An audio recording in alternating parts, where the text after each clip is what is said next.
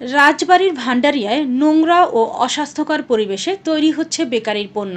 বিস্তারিত থাকছে শিমুল পারভেজ টিটুলের প্রতিবেদনে। বেকারি পণ্যের নামে আসলে আমরা কি খাচ্ছি? রাজবাড়ীর ভান্ডারিয়া রাজধানী বেকারির পণ্য উৎপাদনকারী প্রতিষ্ঠানের বিরুদ্ধে অভিযোগের যেন শেষ নেই।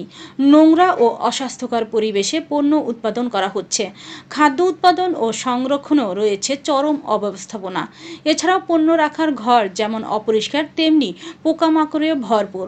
সর্বোপরি প্রতিষ্ঠানে নেই বিএসটিআই এর লাইসেন্স। অনুমোদন ছাড়াই বেকারি পণ্যের উৎপাদন এখন নিয়মিত বিষয় হয়ে উঠেছে। ফলে মানব স্বাস্থ্যের বিষয়টি এখন হুমকির মুখে পড়েছে। পণ্য উৎপাদনের সঙ্গে জড়িতরা কোনো ধরনের স্বাস্থ্যবিধি মেনে কাজ করছেন না। এই অভিযোগ রাজবাড়ীর ভান্ডারিয়া রাজধানী বেকারির পণ্য উৎপাদনকারী প্রতিষ্ঠানের বিরুদ্ধে। রাজবাড়ীর ভান্ডারিয়া বেকারির কারখানায় বেকারিটিতে খাদ্যদ্রব্য উৎপাদনে চরম অব্যবস্থাপনা লক্ষ্য করা যায়। একই সঙ্গে খাদ্য সংরক্ষণের কক্ষ অপরিষ্কার পাওয়া যায়। ডালটা চিনি দিয়ে ক্রিম তৈরি করার নিয়ম কি? ঢুকায় না, আর আসে অতিরিক্ত মাখন টাকুন দেয়। তাহলে আপনি ডালটা দিয়ে তৈরি করেন কেন? বেকারি জগতে সবাই তো করে, আমি একা করি না। ধরা খালি সবাই খাবে, আমি একলা খাবো না।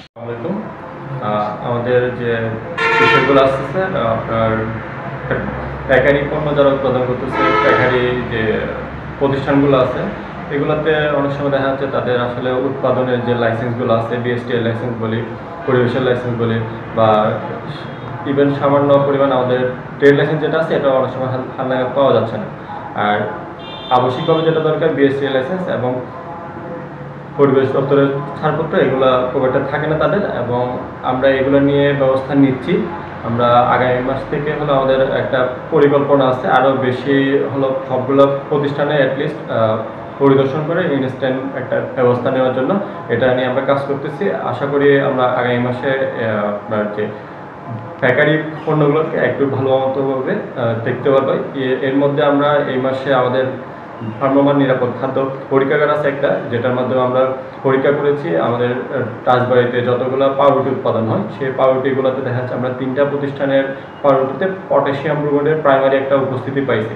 এখন সেটা আমরা প্রধান কার্যালয়ে পাঠিয়েছি যাতে এটার বিস্তারিত পরীক্ষার ফলাফল আমরা পাই। সেটার ফলাফলের ভিত্তিতে তখন আমরা আরও বেশি সে প্রতিষ্ঠানগুলোর বিরুদ্ধে আইনি ব্যবস্থাটা নিতে পারবো।